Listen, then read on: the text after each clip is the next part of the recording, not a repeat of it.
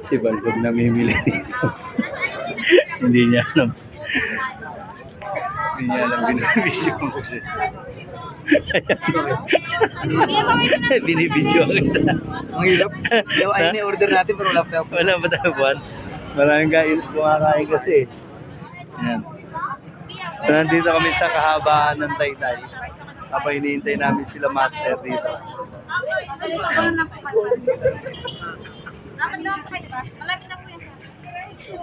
Ayan. So, nandun daw kami susunod. Hinihintay namin sila master. Ayan, so hanggang ngayon wala pa sila master, na traffic ata sila ngayon sa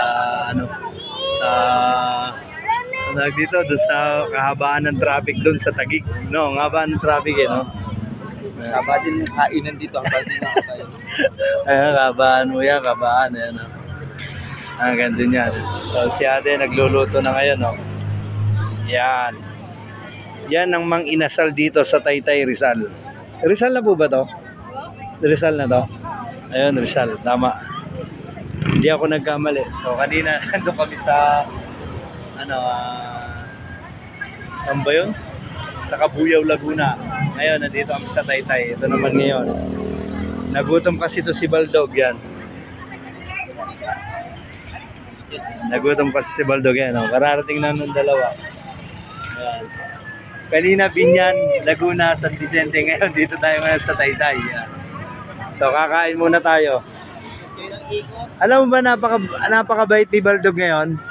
Eat all you can free. Siya lahat nagbayad. Doon tayo bayaran pagdating kita papatid. Ayan, o.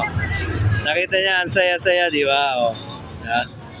Dito lang po sa Taytay. Yan. Marami din ng mga parts ng motor dito. Ayan, o. Kahit ganito palang oras, marami pang bukas. So, yan. Hanggang doon yan. Ang haba. Oh, grabe. Yan. So, yan. Only rice. Yan. So, ito tayo si ate. Ito yung ala inasal. Yan. Matagal na kayo nagtitinda dito, te.